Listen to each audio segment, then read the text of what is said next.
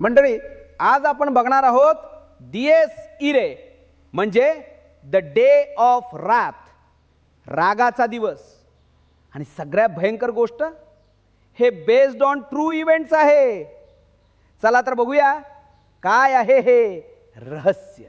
हा आहे आपला हिरो रोहन, आर्किटेक्ट आहे साहेब, बिल्डिंग बांधतो। बंगला बघायचा एवढा मोठा की जीपीएस लागतो बाथरूम शोधायला। आतून पण भारी आहे, पैसा आहे भाऊ। आणि हॉबी काय?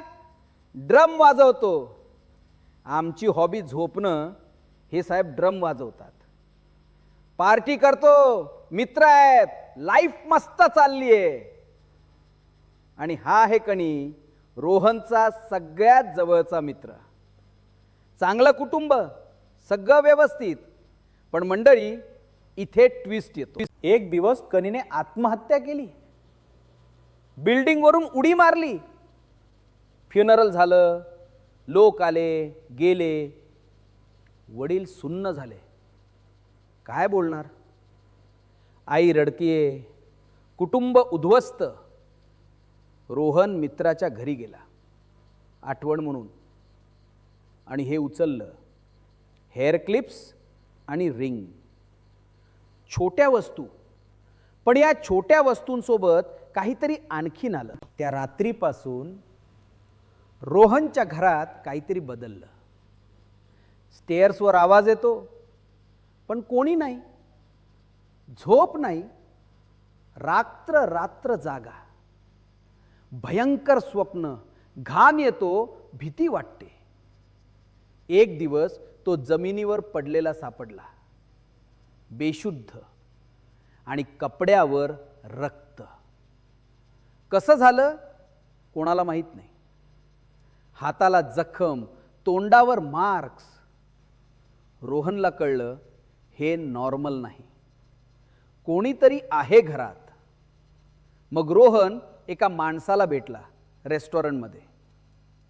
बियर घेत सगळं सांगितलं, भूत, आवाज, जखमा, सगळं। तो माणूस एक्सपर्ट आहे या भूताटकीच्या गोष्टींमध्ये। एक्सपर्ट रोहनच्या घरी आला बघायला। दोघं मिळून शोध सुरू केला, आणि एक्सपर्ट म्हणाला इथे नक्कीच काहीतरी आहे। मग त्यांनी ते हेअर क्लिप्स बघितले आणि कळलं हे कनीचे नव्हते, एका मुलीचे होते। मग खरी शोधाशोध सुरू झाली। गावात गेले, लोकांना भेटले, जुन्या गोष्टी विचारल्या, जंगलात शोधलं, पुरावे गोळा केले, डॉक्युमेंट्स काढले, रेकॉर्ड्स तपासले, आणि एक जुना फोटो मिळाला। सत्य समोर आलं। एका बाईने सगळं सांगितलं, चर्चच्या रेकॉर्ड्समध्ये पण कन्फर्म झालं। कनीने त्या मुलीवर अत्याचार केला होता आणि तिला मारलं।